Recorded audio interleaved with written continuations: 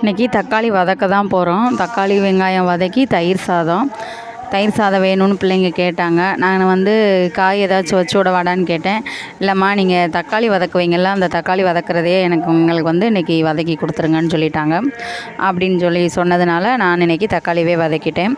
சின்ன வெங்காயம், தக்காளி, பச்சை மிளகாய் இதை மட்டும் நல்லா பொடிசாக கட் பண்ணி நல்லா எண்ணெய் ஊற்றி வதக்கி விட்டுட்டு கொஞ்சமாக உப்பு, மஞ்சப்பொடி, வத்தப்பொடி இது மட்டும் போட்டு நல்லா வதக்கி விட்டுறணும். நல்லாயிருக்கும். இது வந்து மேக்ஸிமம் நாங்கள் கோதுமை தோசைக்கு தான் வைப்போம். ஆனால் இன்றைக்கி தயிர் சாதத்துக்கு வேணும்னு கேட்டாங்க. சரின்னு செஞ்சு கொடுத்தாச்சு. மசால் பொடி எதுவுமே போடாமல் அது வச்சுருக்கிறதுனால டேஸ்ட்டு சூப்பராக இருக்கும்.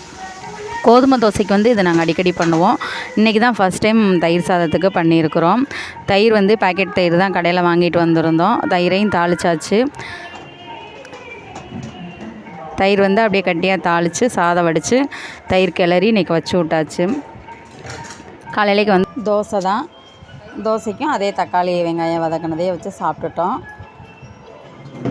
தோசைக்கு வந்து சட்னி தான் வைக்கணுங்கிற கட்டாயமே எங்கள் வீட்டை பொறுத்தளவு கிடையாது. சட்னியை விட மற்ற இந்த புளிக்குழம்பு மற்ற ஏதாவது சைட் டிஷ் இருந்தாலே வச்சுக்கிடுவாங்க. சட்னியே சுத்தமாக பிடிக்காது. எந்த சட்னி வச்சாலும் எந்த குழம்பு வச்சாலுமே ஊற்றிக்குவாங்க. இந்த தக்காளி வெங்காயம் வதக்குனதில் வந்து சாதம் போட்டு சாப்பிட்ணுன்னு எனக்கு ஆசை. அதனால் எனக்கு மட்டும் நான் சாதம் போட்டு கிளறிக்கிட்டேன். இது நல்லாயிருக்கும் பாருங்கள், டேஸ்ட் பாருங்கன்னு சொல்லி 2 பேத்துக்குமே ஊட்டி விட்டேன். நல்லா இருக்குமான்னு சொன்னாங்க. வேணும்னா இது கொஞ்சம் டிஃபனில் வச்சு விடுவான்னு கேட்டேன். இல்லை வேண்டாம் எங்களுக்கு தயிர் சாதமே போதும் அப்படின்னு சொல்லிட்டாங்க. நான் வந்து இன்றைக்கி காலையில் தோசை சாப்பிடல, அந்த கிளறின சாதத்தை சாப்பிட்டுக்கிட்டேன். எனக்கு வந்து அது ரொம்ப பிடிக்கும். கோதுமை தோசைக்கு செய்யும்போதே கொஞ்சம் சாதம் போட்டு நான் சாப்பிடுவேன். எனக்கு அது பிடிக்கும். அதனால் எனக்கு வந்து அதை வச்சுட்டு பிள்ளைங்களுக்கு வந்து தயிர் சாதம். உங்கள் வீட்டில் என்ன சாப்பாடுன்னு சொல்லுங்கள்.